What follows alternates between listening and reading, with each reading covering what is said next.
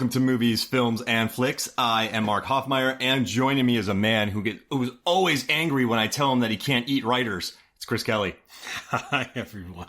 You know, every shoot, I bring you on, we make a deal. I say you can have, the script girl. I say you can have one of the PAs, but you're like, I want to eat the writer. Why? Why you do this to me?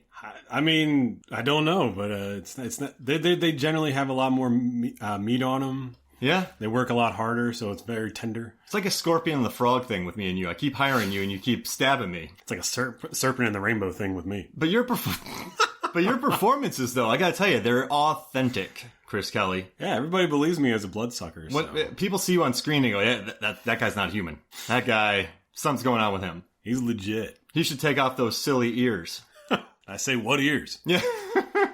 Well, I don't even have them. I don't even know what you're saying. Now, I have another question. So we're talking Shadow of the Vampire. It's kind of a meta horror comedy about the making of Shadow of the Vampire, but they're saying, what if Murnau, the director, actually hired a real vampire as opposed to Max Schreck playing a vampire? Now, I have a question for you, Chris Kelly. So, would you rather work a 10th-month job as a PA, locking up outside of a building, just so when the red light's on, you stand there, right? And you just lock up every day for 10 months, right? Flat fee, you make what you make. Or would you do a 6-week shoot, working first team, so you're in charge of the main actors, and one of the actors is a vampire. So you have 6 weeks and you make the same money. So you work with a vampire for 6 weeks, or you stand outside of a building for 10 months and lock up. I think I'd pick the 10 months. Yeah? I think the 6 weeks with the vampire seems all right at first, but then whenever they're like going like, hey, would you mind going back into town and would you mind getting that small child over there? Oh yeah, so you'd be like a familiar. So not only would you, yeah, I would not. I probably would turn into what's his name, the guy that's insane and eating bugs. Oh, Renfield. I'd have to be him because then I'd just like, yes, master, and go running off and like that. Dang it! Imagine what his trailer would look like, and it would be all nights too. It would have to be nights, and he'd have to black out his windows. You go into his trailer, you got to clean up stuff. Or he would have his trailer inside, and they would only do, they could only do stage work. Yeah. And then he'd have to stay there. Well, no, he wouldn't have to. Well, you could do all stage work now because of, back in the day you couldn't because of the warehouses we shot in, but now with these really nice stages, you have to walk into doors to walk into them. They're completely, there's no sunlight. Yeah, I think it wouldn't be all that terrible. But I think going to get the errands to get people for him to eat would probably be the worst part about it. But then again, I don't know. Think about Charlie Sheen, where he was always getting his prostitutes. Yeah, and Young Guns, and Major League. Those stories are insane. Like, so that reminds me of Jay and Silent Bob, where they're like, "Wait, did Ben Affleck kill a prostitute again?" Like, you'd have to, like, did the vampire kill another grip? Like, you'd have to go in there. Oh, what was that movie?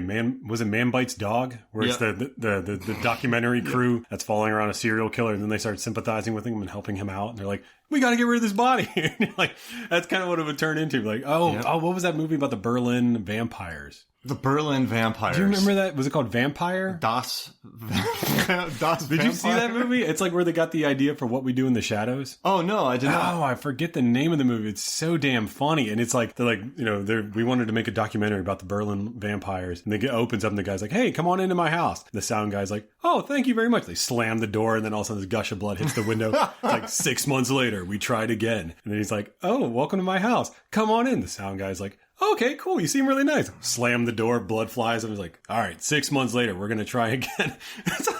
That sounds like a sound guy because I've worked with some sound guys that are gung-ho.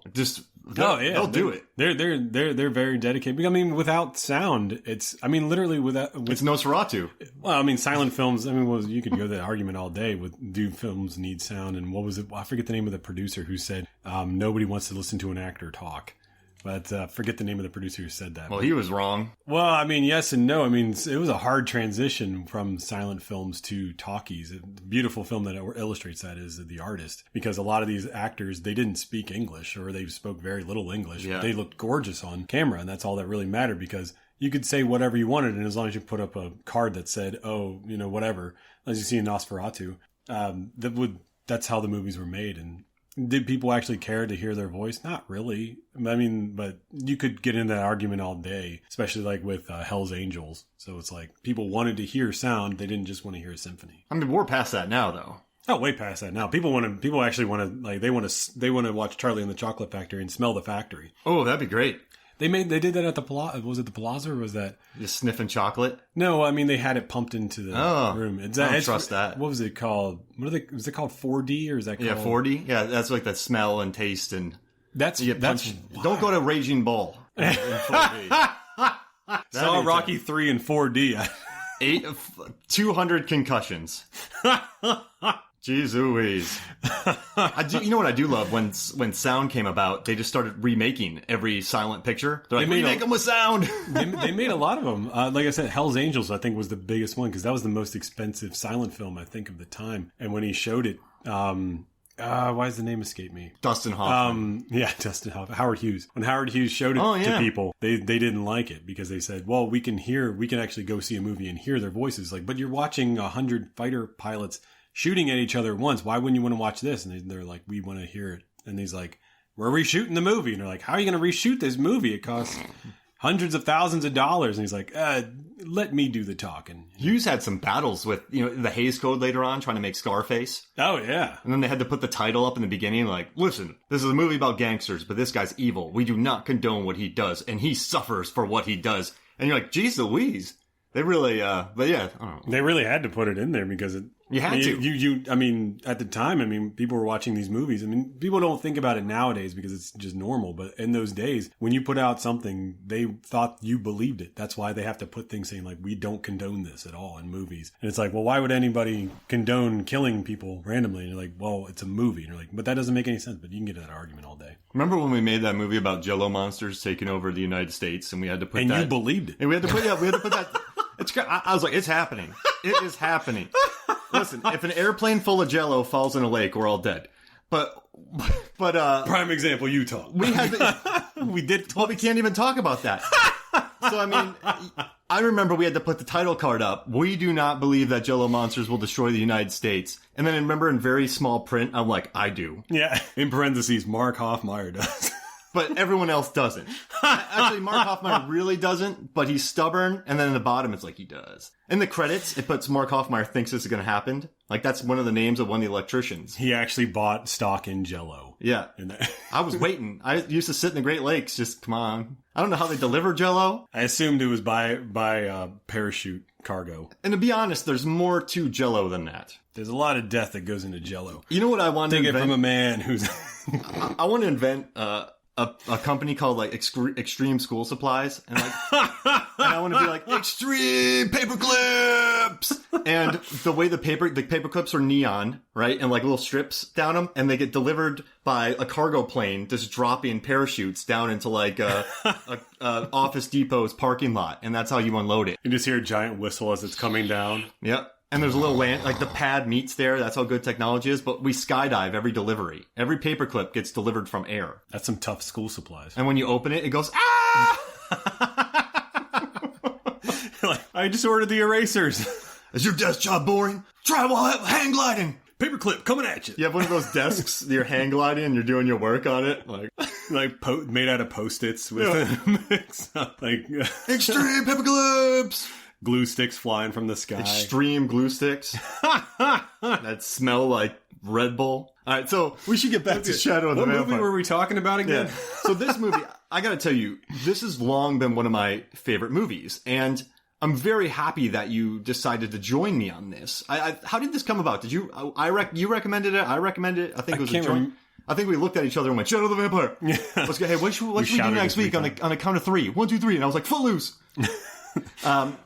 But this is a very good movie. Yeah, this is one of my personal favorites. I remember purchasing this at Blockbuster whenever they had they would rent out their movies, and then they got too old to rent out. They would then sell them for X amount of money. And I think I bought this with the Full Monty. Oh, that's cool. At the same time. Yeah, it's a great movie. And with this film, I love that they had the same crew that worked on Nosferatu. And then they just brought them into, like, So the people who worked They made them characters. Yeah, they made them movie. characters. I mean, it was obviously this is not Fritzy worked on it. This is not fact based. No, obviously there was no vampire. Or was there? Well, I mean, it's based on the mythology Jello. of the Jello mythology that Max Schreck was actually a real vampire. And people assumed over time, as we always do, as we come up with our own ideas of what happened in this filmmaking. That Max Schreck was just this person that was found. Obviously, he was not. He was a well-known theatrical and movie star in Germany at the time. He ended up dying in 36, so he wasn't a vampire. Yeah, exactly. He was not a vampire. Or is he? Or was he? And Everything we say on this, or was it? I saw him last week. Same guy. What, Shrekky? That dude's awesome, man. Gave me $20. Yeah, he wanted to change his name after those animated pictures. He goes by Max now. Yeah. But he was a very well-known actor. Well, German. In Germany. And this was a German film. But one thing that was not well known in Germany was method acting, which was the reason why people were kind of weirded out by him, because Max Schreck went to go study in Russia for his acting, which they were working on method acting. So becoming the actual person as opposed to you being yourself and then going on screen and doing a performance.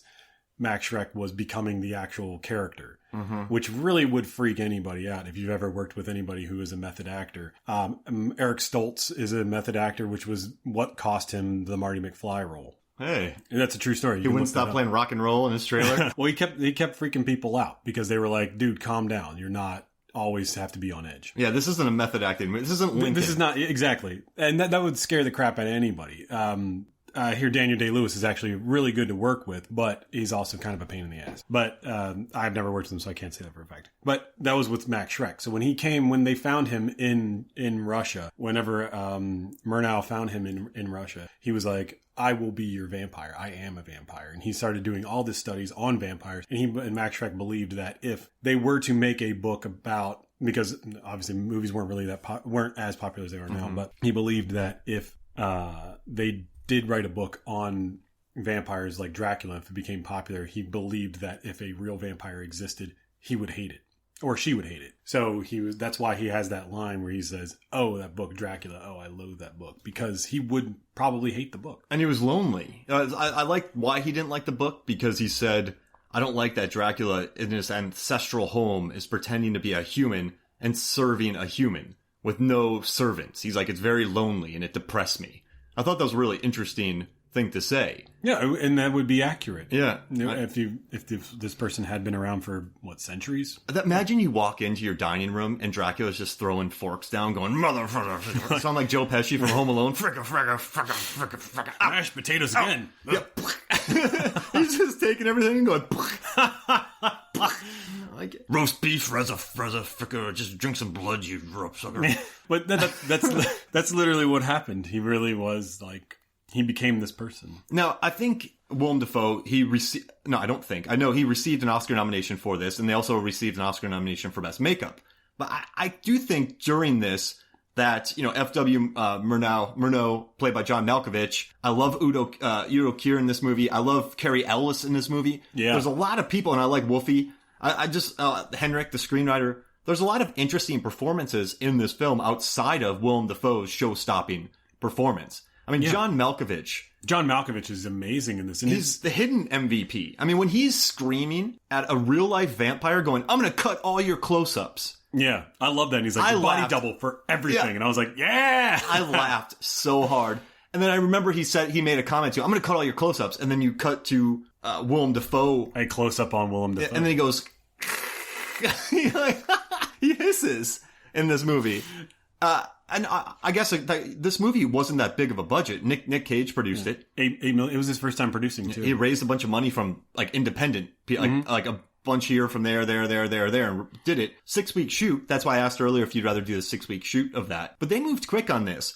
And I have a question. Did you read anything about the director of photography from this movie? You mean in Nosferatu or? Oh no, this movie, Shadow of the Vampire. I don't know if Lou Bogue. Yeah, he was an Bogue. electrician on Clockwork Orange, and he was a gaffer on Barry Lyndon, Shining, and Color Me Kubrick. So he had already previously worked with John Malkovich, not that long prior after this movie. And before this movie. A really interesting thing about him, I read some history on this because when I looked through, he was a gaffer on that. So he wasn't he didn't do many. Knew his shit. Yeah, he only did a couple DP roles. But I like that the first time he met Kubrick, they had an argument. So he's like, I had been working at Lee's Electrics, a huge rental house now owned by Panavision, and Kubrick had been using Lee's services. He needed some electrical aid on the Clockwork Orange, and I was put on as a gaffer, which is big. Like a gaffer. Yeah, that's no joke. Yeah.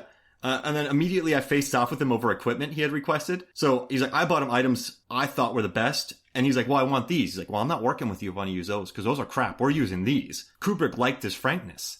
Kubrick was like, oh, wow. And then he talked to several first-rate cameramen. He's like, not that he was a terrible fella. He wasn't at all. Just that people were intimidated by him. And so he looked at Kubrick like, this is better. We're using this.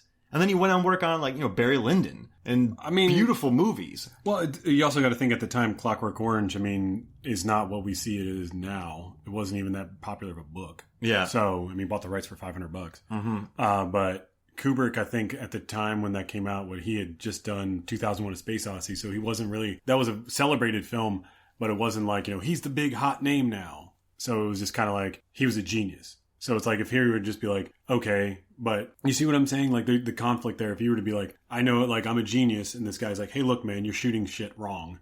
I'm going to help you out. I think I would probably listen to that. And the guy did something smart too. He didn't question his filming techniques. He just said, these are better. Let's use these. And I thought it was pretty cool how he got this job. He said he solved the problems for how to make a film about making of a movie. He said in color, he's like, and make it seem seamless with the original. So he figured out how to blend color with the recreation shots from Nosferatu. Oh yeah. And he's like, I suggested using yellow filters and old style arc lights that gives off a yellowish glow instead of just muting the colors. Yeah. Which I thought was really interesting. And then he used a new Kodak stock, which was very grainy, so it just made everything look older. Great idea. Yeah. And you don't even notice. He points to the director Ilias Merhi. Yeah. He points this out in the commentary, saying that you don't even really notice when he blends in original footage from Nosferatu with this, and it's like you really don't. It's a couple of shots in particular that I recognize, but other than that, you really don't notice it. They really do. They really did mix it well. What were some neat things you got from the commentary? One thing, Elias, he's very pretentious. He's very much full of himself. I noticed that when he talks about the opening of the movie with all these different doors opening, and he's talking about birth and death and how these doors opening are supposed to symbolize that we are shedding off the old and giving birth to the new. And I was like, didn't quite get that, but all right, I'll buy it. But he talks very much like that. But then again, he recorded the commentary when this was still in the theaters. Yeah. So that he's still very fresh, and I'm sure he has a different perspective on his films now, which I would love to hear. But maybe they'll do a 20th anniversary of this next year. Who knows? Did he say anything about Dafoe being? I think Dafoe is such a good actor. He doesn't have to go method. No, he didn't mention that at all, which is what I always thought was, did Dafoe do the same Max Schreck thing? And he doesn't mention it. So I think that it's kind of bullshit, but who knows? I don't think he did. But he talks about how he had Willem Dafoe. He originally wanted to have Willem Dafoe. Sorry, let me just say this real quick. That Willem Dafoe was 5'9". The Max Schreck is 6'3". So he wanted to actually create Max Schreck. So he gave him these platform shoes so he would be 6'3". Because if you watch Nosferatu, there's a noticeable difference in height. He's a big dude. He's a big dude. So Willem Dafoe, he had him wearing these platform shoes, a corset, and then he would have him wear this heavy jacket, prosthetics on his hands, prosthetics in his head, everything, ears, nose, the full thing. And he's like, that is not easy to move around in. But Willem Dafoe makes it look so effortlessly. Like, he looks like this is actually him. Yeah. So he celebrated that. But he didn't say anything else other than that. It seemed like a lot of his movements pained him when he was walking. Well, seems like it would in real life. He's trying to believe, you're trying to believe him as a vampire. An old vampire who can't remember he could ever make other vampires. And he's also very depressed. He's reading a poem about a man who has immortality, but he's also decaying. Like, he's not stuck being young. That's the poem that he recites. I forget Tennyson's. I forget the name of it. And when he walks into rooms, people are like, "Do you smell that?" Yeah, so it's the cane. They're repulsed by him too. I mean, he comes into the room, and maybe it's one of the more beautiful things of Willem Dafoe's interpretation of the vampire is whenever after everything is done filming, he starts cranking up the reel. And he's looking at a video being shot of the outside. Yeah. And he's looking at it, and he's so in love with it. And we watched the scene again. It's like a 2-minute scene. But he's watching it going, like, he looks at it like a child. And you can even see, like, his hands go and tries to grab the sun in the video. And it's like, that's beautiful. And when they ask him for, what do you want most in life? I would love to see the sunlight. Yeah. And so that's how he gets that motivation in his eyes. But he's also a little shit. Yeah, he's a little pain in the ass. I'll give him that. He did cut the cord on the thing, and it's like, there's a real World War II bunker. Oh, wow. Nice. That's what they shot it in. Yeah, over in Germany. Luxembourg. Yeah. It's just, I don't know, for $8 million to get the actors that they got and to shoot in 6 weeks, this is an impressive job by this guy. Yeah. I mean, John Malkovich was a big name at the time. Willem Dafoe was a big name. Udo Kier, who's literally been in everything. Look at his resume. You're like, he has 40 movies still coming out. You're like, he's going to be like, why is this? He doesn't even know what movie he's on anymore. He just shows up and which movie is this? He looks, I watched a movie not that long ago where he was, it was like in the 70s, and I was like, holy smokes, he looks the same. Like, he hasn't aged at all. He's, almost 80 now? If you think about it, the same. Carrie Ells too. Well, he's changed drastically due to the surgery, but... And then there was... Actually, Willem Dafoe still looks young too. Willem Dafoe still very much looks the way he does. Ageless wonder. It's amazing how he looks. I mean, he still has that goblin face, but what's interesting I read about Willem Dafoe was that he always wanted to play like a romantic character. He said that he keeps getting typecasted because of the way he looks. And then he gets an Antichrist about a relationship. And then that movie goes cutting all... No, I'm good. Yeah. Chaos reigns. Whew. I saw that movie I saw that movie and I was like, well, my weekend is ruined. Yeah. That's like Requiem for a Dream, but I'm gonna go home and cry with 2 people. Oh my gosh! No, but I guess what was so you bought this movie back? I guess 2000, 2001. I mean, I don't know how I came across this movie. I think I remembered that he got nominated for an Academy Award. So I'm like, I'm going to watch this movie. And I hadn't watched Nosferatu yet. So when I watched it, I didn't even have the background, but I still fell in love with it. But now that we've worked in the industry for many years, filmmaking industry, I know a lot more about Nosferatu. This movie's even better. No, yeah. Nosferatu's a phenomenal film. It's one of the greatest of all time. Interesting little note. One of my favorite artists, Argyle Goolsby, is doing a whole new score to Nosferatu that's coming out next year. Jeez Louise. Yeah, he's been posting a lot of videos on his Instagram. I was like, what? That'd be fun to listen to. Yeah. All right, now, I was kind of... And there's also some scenes I loved with when Carrie Ells made his introduction. They were talking about the camera. He's like, what kind of lens? 35 millimeter. And they were running at like 15 frames per second back then, which is pretty interesting. And they couldn't really gauge. There was no... It was a hand crank. So, but they also didn't... They also didn't quite know how fast they were going. They kind of had to play it. That's the problem with a lot of silent films, and that was the beauty of the movie, the documentary that Peter Jackson just did, They Shall Not Grow Old. Oh, I love that. I haven't seen it yet. I'm going to watch it today. But you were at the mercy of the person who was cranking it. So if they were like really jacked up and they were going fast, the movie was sped up, and if they got tired, then the movie got a little slower. So it was hard to gauge that. So I love how Fritzy, played by Carrie Ells, shows up and he's like, yeah, I want to run it in slow motion. Like, how do you do that? He's like, well, you crank it really fast and then you slow it down. You play it at the normal thing. And it looks, and all the camera guys there were like, what? That was a brand new technology. But I love just, it was basically just a 35 millimeter for almost everything then. Put the iris in, shoot. And I love he pulls up, shoots the gun. He's like, was it a clean gate? And I'm like, yeah, gate's clean. He's like, great. We got the shot. It's interesting. The director points out in the commentary was that planes at the time were mainly just used for war. So whenever he came flying in, people were scared shitless. Yeah. So, I mean, in the movie, they would be. So then you got to imagine this plane just came flying in. Dude jumps out, shoots his gun. If you're a villager, you're like, ah! So that's what is happening? That's why if you watch the scene, everybody's kind of panicked because they're supposed to be. Because they think that they're under attack. So it's just like, ah! Yeah, because you think about it, right? So when they filmed this, 1918, 1919? When was film? Yeah. It was filmed in 1921. 1921. I mean, World War II, you really started using the planes for what, Red Baron, right? But no, that was World War I. World War One. But World War One, that just happened. Yeah. I mean, it just ended, and not that long ago. But they had planes involved in warfare, so people living in, Germany where they filmed, correct? Where'd they go to film? Well, this was filmed in Luxembourg. I can't remember off the top of my head. But you're right. Everyone there, they see a plane. They would have been scared. This is the worst day of my life. Yeah. You would have been like, "Holy crap!" Like, what's this plane? Not again. Guy jumps out, shoots his gun. I would be pretty terrified. The Germans are coming. What? You mean our neighbor? Yeah. I mean, that's they're in Germany. Not again. Wait, the Germans are coming for us? We're German. Like, wait, this doesn't make any sense. Why are they attacking us? And I also love in this movie how a lot of people were annoyed that he actually went on location for this.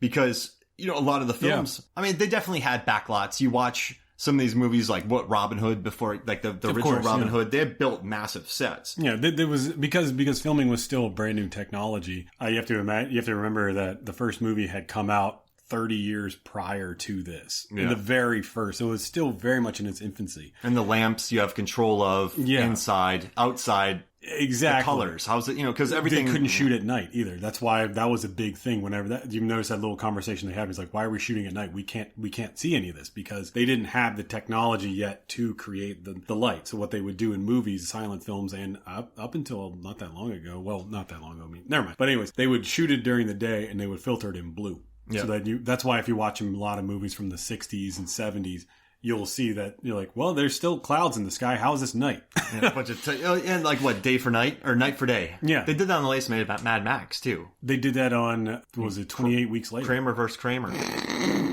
Kramer versus Kramer. I also love the producer of this, Udo Kier, when he walks up to the first set. And he's like, who built this? I didn't give approval for this. Who got money for this? And he had put out a generator and lights that night, Malkovich, or Murnau. Mm-hmm. But I liked how the producer got mad. Like, you didn't tell me about this. And they had lights out there with the lamps. You know what's interesting? He's playing Albin Grau, who was the producer and costume designer for Nosferatu.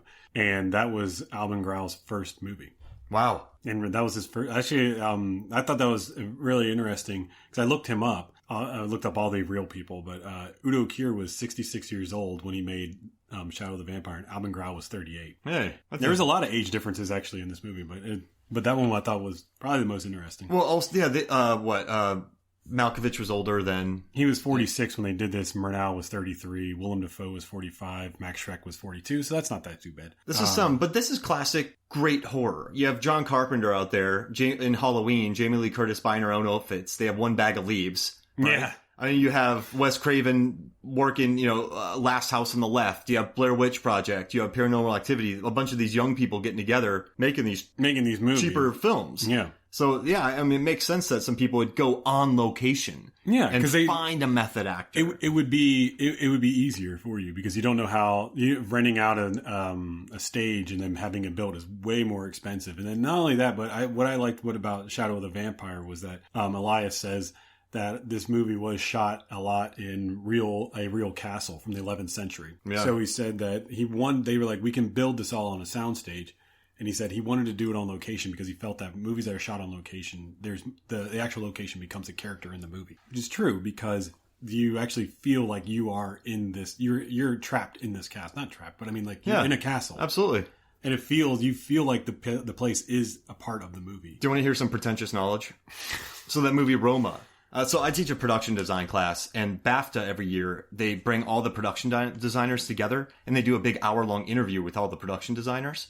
It's really fascinating to listen to. It's on YouTube. Just type in BAFTA production design. And the production designers for Roma, I just thought something was interesting. They had a bunch of non-actors on Roma, and they went on location, but they had to build sets on those locations. But they didn't just build the cheapo sets that we're used to that you can just break walls away and do all that, because he shot in order. The movie, Alfonso Cuarón shot Roma in order. So the first scenes at the house, the last scenes in the house, a year goes by, it still has to be built. But what they did was they bought real tile. They brought like everything real, expensive. They made it seem permanent. So when the non-actors who were acting felt the tile on their feet or felt that, it helped them because they weren't in a stage. Does that make sense? No, that makes complete sense. I think this movie's aided by that as well. It just looks Ebert had a great comment. Did you read Ebert's review? I did. I love that he wrote, there are shots that look the way moldy basements smell. I wrote down that quote. I love that because it's like, yes, it does. It's absolutely true. Yeah, and there's a couple. I mean, the guy, it's his second job as a DP. Elias, the director, hadn't done too much before. Stephen Katz moved on. The writer moved on to The Nick, some other really big shows, but they weren't that experienced making this. No, Elias did a bunch of Marilyn Manson videos. Yeah, right before this, yeah. But that's good, though, because it teaches you how to move. Not like move quick on a video. Music videos shoot like lightning fast speed. So I think that helped in a 6-week shoot. But there's a couple really beautifully framed shots. Yeah, I love the shot, and Elias talks about this in the commentary, when you first meet Max Schreck when he's coming out of the tunnel, because you're kind of like looking at it, and your head kind of moves around. You're like, is there something moving back there? And then out pops Nosferatu, and you're like, oh my god! And it's just, you're there with Eddie Izzard. You're like, Gustav, what the hell am I looking at? Remember Gustav overacts a little bit, and Fritzy, played by Carrie Ellis, is like, what's his deal? And then Malkovich is like, don't worry about it, that's his method. Great job, Gustav. Great job.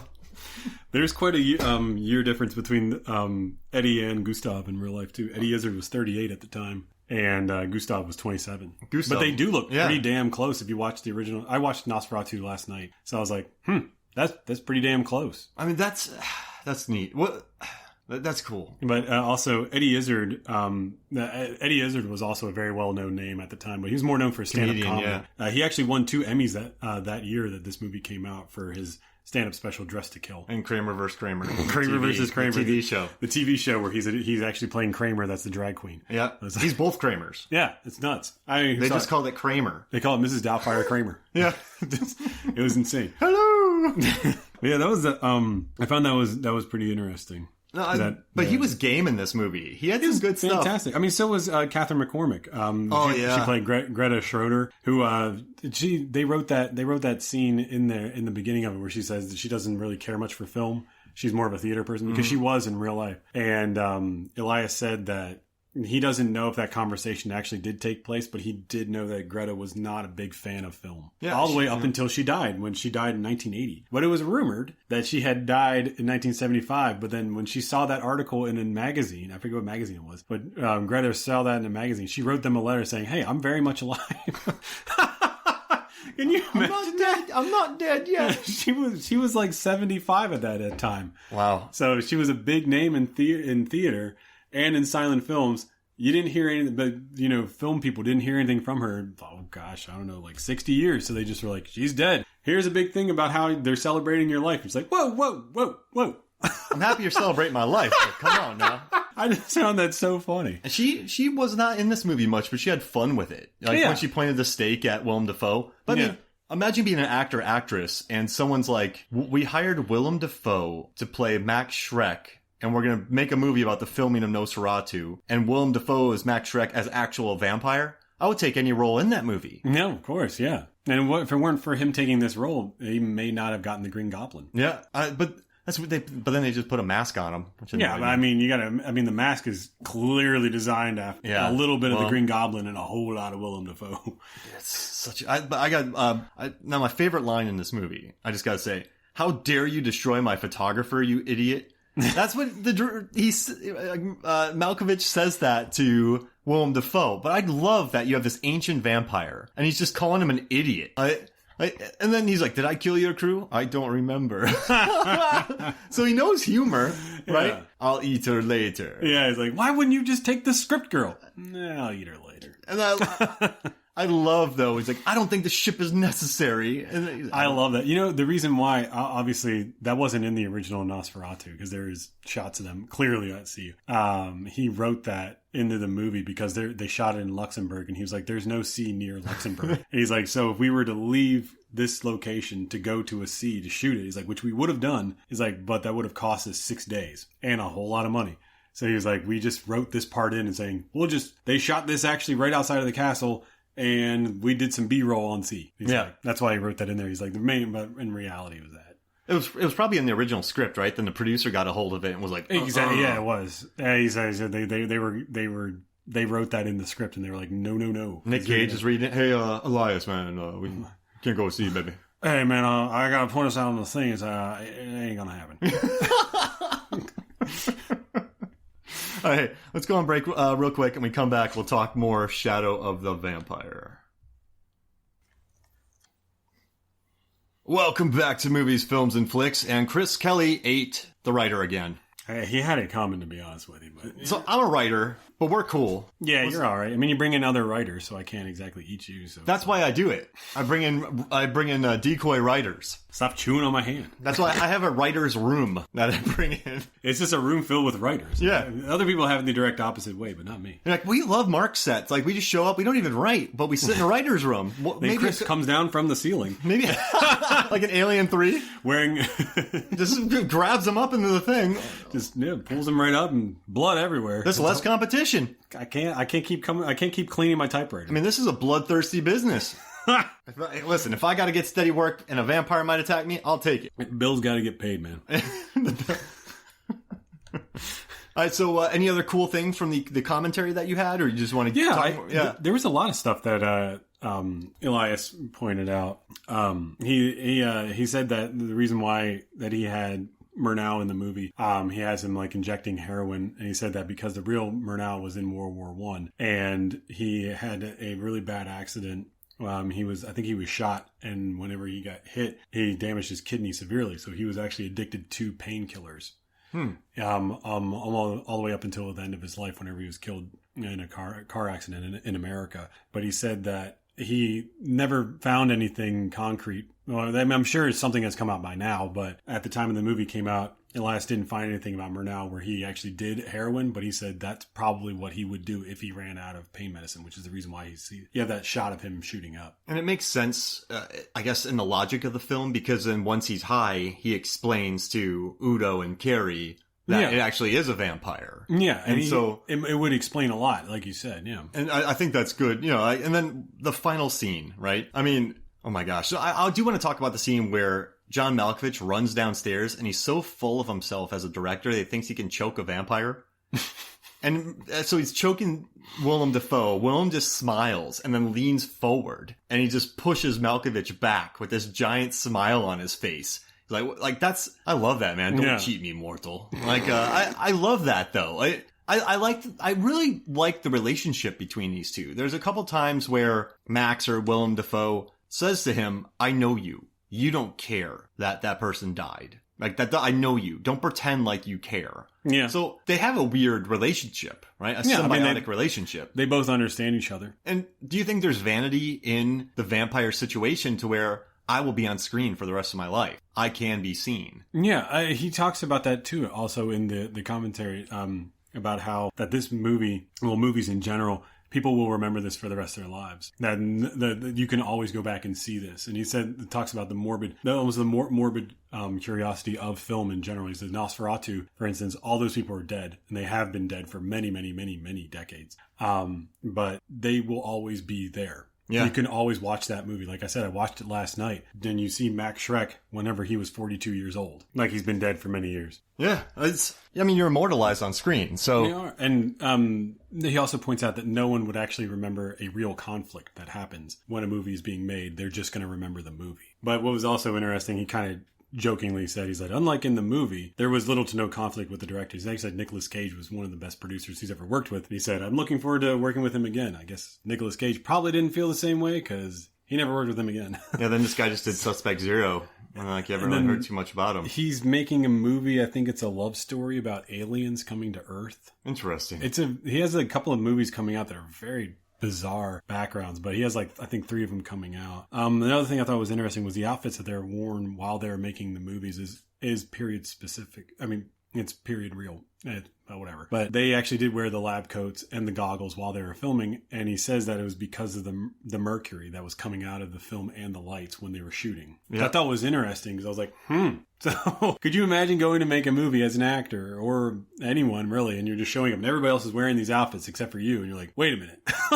What's wrong? How come I can't be in on this? You know how they dulled those lab coats that they were wearing? They dunked them in a little tea solution to make them a little darker, so they're not as white. Oh, that's smart, because then you'd have to change the lighting to them because they would just blow out the camera. So they dulled it out a little bit. Now, I have another question about Willem Dafoe in this. So there's a scene where John Malkovich said when he was in college, he saw some paintings of Slovakian kings and queens that were rumored to be vampires. And he didn't give them another thought until he was location scouting for this film. And he found Max Schreck, in air quotes, in a monastery, kind of living a lonely life. So was he were there kings, like in the mythology of this? I mean, I guess they're kind of talking about, even in Bram Stoker's, he was a king, right? Yeah, I think so, yeah. So do you think that's kind of what they were drawing together again? I mean, there could always be someone, there was always going to be a mythology of a vampire if they were real or not, because, I mean, there's abandoned castles. I mean, there were abandoned castles even whenever, this castle that the movie was shot in the 11th century, there was abandoned castles then, too. Yeah.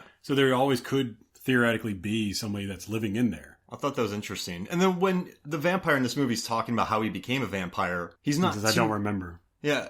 And he said he got kind of tore apart, but they couldn't kill him. And then he's like, I'm tempted with eternal youth, but he's immortal, but he's decaying. It's really interesting. Wouldn't that be terrible? Like, you're immortal, but I mean, at the end of it, you would just be a bag of bones, literally. Hey, but you could not die. Hey, and then you would become arm. A skull. Yeah. And then your skull would then become dust, at least over time, but you would never die. And it's like, God, that would just be... Ugh. And I love that he's like, how can you kill me when I don't even know how to kill me? I thought that was a really interesting, because when Cariel shoots him, didn't bother him. Yeah, he's wearing I guess in reality he would be wearing a bulletproof vest. But for the movie, it's like, well, was he really? What do you mean in reality? Well, if they did do that, like obviously that's the end of the movie. Squibs?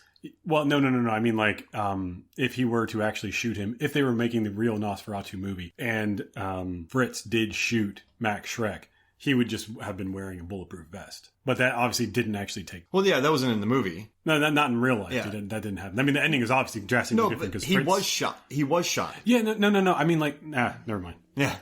Wait, so if they shot that for the movie in 1921, he would have been wearing a bulletproof vest. In 1921, if this movie was based on fact, if Shadow of the Vampire was based on fact of the making of Nosferatu, and Fritz did actually shoot Max Schreck, and they would go, how are you still alive? I shot you. It would just be because I'm wearing a bulletproof vest. Because he's a human. Yeah. But I mean, in the movie, it's like, what the... Yeah. I mean, the vampire felt nothing. Yeah, he barely moved. He was just kind of like pushed back a little bit, and then it was just like, whoa, kept going. I feel like Fritzy would have been smarter about where to shoot Maxie Baby. Yeah. And then, I mean, I guess you probably wouldn't be thinking because, well, if you're shooting a person, the biggest part of your body would be your... I mean, technically, if it was a human, he should have dropped. And then I like when Udo tries to stake him and he just chokes him. Like, his neck just gets snapped. And then he snapped Cariel's neck like it was butter. Yeah. I love that. He's just like... So, like, whoop. It was like, what do they call it? Chekhov's neck snap. Because remember in the beginning of the movie, the vampire's like, I could snap all your necks like it's nothing. And then he snaps the guy's neck like it's nothing. So he has an otherworldly power. Yeah, he did kill the guy on the ship too. Yeah. Which is a real stunt guy. And even though they didn't need to, on the commentary, Elias said that it was a real stunt guy on the ship and they just threw him over the ship and he dropped like 60 feet. Nice. I was like, why would you do that if you didn't need to? You don't see dummies. Well, you don't see it. You could literally just have a platform. Yeah. You could just have him drop. Yeah. Some of the other things I thought were interesting was that the name of the hotel that the inn that they stay in is the Han Bubala or Bubala, which is Slavic, means the Inn of the Fool. Nice. And one of the tarot cards that is pulled out by Murnau is the Fool. Hey. And also the reason why he put that in there, why Elias put that in the movie, was that he read that Murnau was really heavily into tarot cards. And he actually kept the deck on set while filming Nosferatu. Well, that's cool. So he thought that probably that's what, like, that would have been interesting that, maybe if that did happen. But that's kind of cool. Another thing, the lighting in the movie was based on a lot of Rembrandt paintings where there's very few light sources. Nice. Because he wanted to capture that because it's like electricity was a thing, obviously, in 1922. But he wanted people to believe that they were like in this, like stuck in a painting almost, and it's more gothic that way. Well, he also needed a generator to run those big lamps that they had too. So they probably don't have those lights just in a house. So you got to keep it minimal. Yeah, I mean, you'd always will need that when you're making a movie, anyways. But also, one thing I thought was interesting was this was shot. It was supposed to be for 36 days. It was shot in 35 days. Hey, and it was because that Elias said that he really wanted the cast and crew to enjoy the town, so he wanted to wrap early. So they wrapped early specifically so that they could go out and enjoy the town. How'd you like the deals with the locals in this? I love when the extra walks on set. He's like, there's a native in my shot. And he's complaining about the locals. And they want to put up crosses not for decoration, but for protection. So they know he's a vampire, right? Well, in the movie, yeah, they would think that he's a real vampire. So like, just get out of here. They're like, come on, just get the fuck... get out of my house. Yeah. And I love at the end, since we got our PG-13, I'll throw one more in. I like the part when at the end when he's doing the fake dying, he's like, you fucking rat bastard, die alone, the weight of the centuries bend you. I love that scene. And then I love the crew members open up the light at the end and he dies. And then the final line in this movie, I mean, I love it. Like, I think we have it. Yeah. And then they turns the slate, I think we have it. And then he points out in the commentary that obviously we know what happens to the real Murnau. He became a big name in Germany and then an even bigger name in America, sculpting almost techniques what we use still to this day. But he said, and the fictional Murnau, you're watching him. Is he going crazy? Like, is he like, you're not quite sure what happens to him? And he's like, Malkovich wanted to give an open interpretation. Like, is he full madness? Or is he realizing what he did was a mistake? So if you watch the ending again, he kind of looks around a little bit like, did I do a mistake? Is this genius?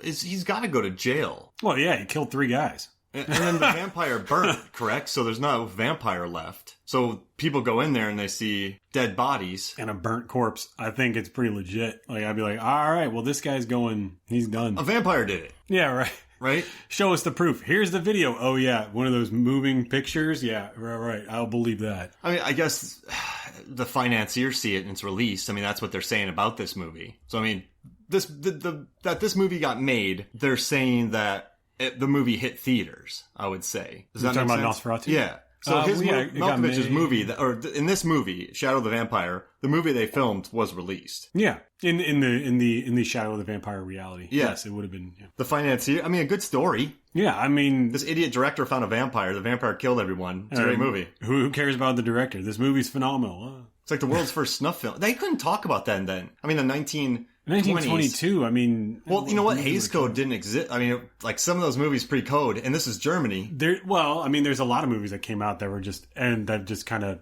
whatever, yada yada, that came out. An interesting thing about that was that the original Nosferatu, as we all know, the story about that was that it was a ripoff of Bram Stoker's Dracula. I mean, even the opening credits, he's like, it says Dracula, and it says based on Bram Stoker's book. And then, of course, Bram Stoker's widow was like, no. Mm-hmm. And then she thought that motion pictures were complete garbage, as a lot of people did in those days. So she sued him and Albin Grau to have this movie destroyed. So they had to. And I forget the name of their production company. Oh, sorry, Prada Studios. She sued the bejesus out of them in 1924. And a part of the deal was that they had to destroy all negatives of this movie. So how do we know what Nosferatu even is, right? Yeah. Because there was 2 copies that were shipped off randomly that Murnau didn't even know existed up until he died. But maybe Albin knew. Who knows? But there was one in France, and the other one was in the Netherlands. And that's why we have this movie. And then they had to do translations for American audience. But that's literally the reason why we have it. And that's the reason why it's in such crappy condition every time you watch it, was because they didn't really know that they had it up until, I forget when it was like the 60s, or maybe it was the 70s. They didn't realize that they actually had Nosferatu, and they're like, aha! Sweet. They had it, and they covered in dust, quite literally. So if you see a good version of Nosferatu, hats off to you, because there's not many of them. No, there really wasn't, and they didn't take good care of him at all. It's like literally decades. You know, Event Horizon, they found the extra footage that they shot, but it was in a Transylvanian salt mine. That's nuts. It's like, how did it get there?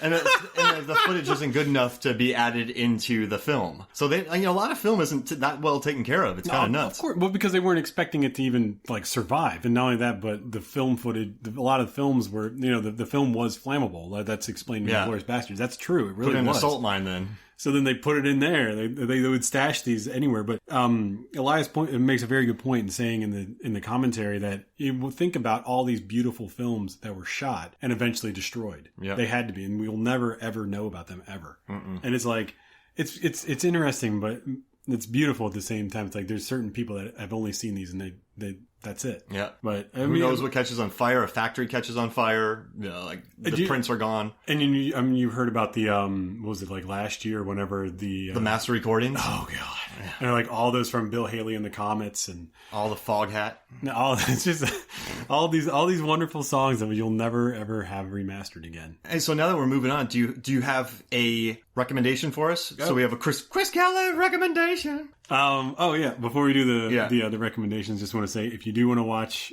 Shadow of the Vampire, it's on Vudu, Tubi, and Amazon Prime. Or you can go, if you live in Atlanta, you can go see my buddies over at Videodrome. $5 gets you a week. Nice. Yeah.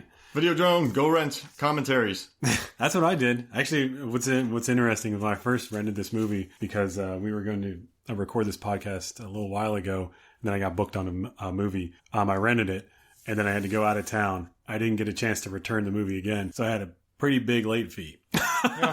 When I came back, and I was like, damn it. And then I had to return it. And then I rented it again. And the guy, when he went to go punch up my name, he's like, man, you already rented this and you had a huge late fee on it. All right, whatever. I was like, yep. It was really cool too, because I was like, hey, could you recommend any movies for me? Because I was like, I want to see some horror films. I was like, as of this recording, it's a few weeks before Halloween. So I was like, I want to rent a few horror films I had never heard of. So he referenced some really out there horror films that I have never heard of. Which ones? The one I watched was oh damn it, it's like the Devil Rides On. The Devil Rides Out was the one that I had rented because I had never heard of it. And then he said, this is Christopher Lee as the protagonist. Like, nice. Whoa. So I was like, I have to see this movie, but it's pretty good. I watched it again this morning. It's part of the whole 1960s era where a lot of horror films that were coming out were about Satanists. So like every other horror film that came out in the 60s to early 70s was all about these Satanist cults or cults in general. But Christopher Lee plays a guy who's trying to save someone else's soul as opposed to being the cult leader, which is what you would expect. But he still has that iconic voice and presence. So like the whole time I'm watching it, I'm like, yeah. It's just kind of funny. He's going to kill somebody any second. Yeah, exactly. And he's just like, yes, now we will go save them. Yeah, like, right. Where's the heel turn? Yeah. But it's a great movie, and it gets really good reviews on every platform you go to. There was another one, Mr. Sardonicus was the other one that he had told me to rent. Nice. So I rented that one as well. I haven't got a chance to watch it yet, so I can't say anything about it. Awesome. But yeah, on to my recommendations. Yeah. Sorry. I only have one for this for Shadow of the Vampire, and it's called One Cut of the Dead. It came out in 2017. It's streaming on Shudder right now. It's a Japanese zombie horror comedy. It's not really, in the first 37 minutes, you don't really know what you're watching. It's basically starts out as a guy who's trying to make a low budget zombie movie, and it's all one cut, which I was blown away with because I was about 10 minutes into this movie and I was like, they haven't jumped to another cut yet. So it's all the beginning of the first 37 minutes is found footage, quotes, of them making this movie. The director going bonkers on his actor, saying like, you need more screaming, more blood. And he's like, cut. You don't know what you're doing. You're an idiot. Blah, blah, blah. And they're like, hey, chill out. I was like, no, you chill out. And they go off by themselves. So it's like the two actors and the makeup artist just sitting there chilling. And they're talking about their everyday lives. What are your hobbies? Blah, blah, blah, blah, blah, blah, blah. And then the guy goes out to have a smoke. And then he gets attacked by a real zombie. He's like, what the hell? And then he gets his arm bit off, goes back inside, and they're like, oh, cute. This is really cute. So now you're a zombie? It's the AD who went out for a smoke, and he comes back in. They're like, oh, now you're a zombie? That's cool. Awesome. I can't wait to use you. And they're like, oh, no, wait. And they're like, ha, your arm's missing. And they go to pat his side, like, oh, obviously you have your arm strapped to your side. And they're like, I don't feel his other arm. Oh my God, it's a real zombie. Nice. It's a full on zombie attack. And it's like, they're going after the zombies. Zombies are coming after them. The director is like, yes, more blood, more carnage. It's so funny because he like pops out of nowhere and he's like, and action. And he's like screaming at the people. And then they get into a fight. And then the actress then starts like, she loses her shit. And she's like, oh, I can't stand this anymore. She's takes the axe, slams it into the director's head. It's bloody, funny, and then the real movie takes place. Oh, wow. So then that's when you're like, awesome. And then I'll just do a quick setup. Basically, they cut from that, and then it says, I think it's 1 month prior. And then this guy who's like kind of like a director of commercials, promos, he meets with this company, and this company's like, hey, look, we want to do a movie about zombies, but we want it to be one cut. And he's like, that's extremely difficult to do. And she's like, we know, but we think that you can pull it off. And he's like, why do you think me? And they're like, well, even if you mess it up, it doesn't matter anyways, right? And he's like, okay.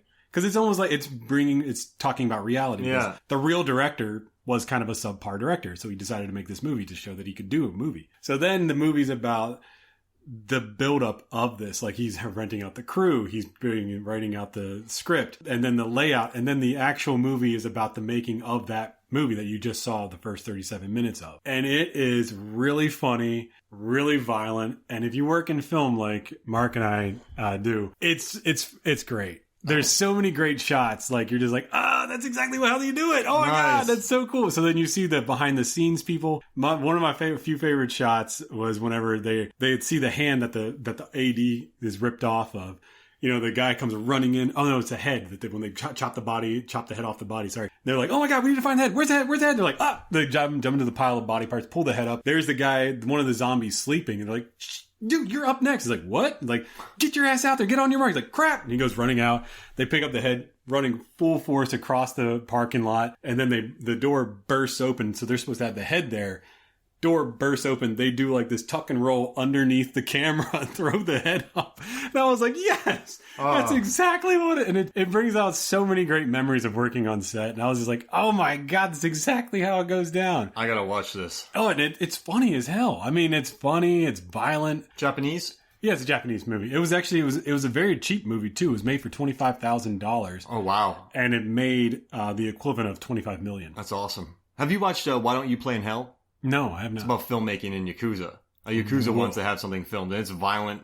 Oh my God. I think it might be on Shudder. It's streaming somewhere. Sounds like a Shudder movie. I bought it at a Blu-ray machine in an Alamo Draft House, and it's insane. But I love it. No, thanks for the recommendation, man. This was fun. Oh yeah, that's the only one I have. But yeah, it's perfect. It was great. One Cut of the Dead. I recommend that one. Hey, it's about movie making. Yeah, it is. I mean, it's a good one. Awesome. So for me, Mark Hoffmeyer, for Chris Mad Dog Kelly, this is Movies, Films, and Flicks. We'll see you next week.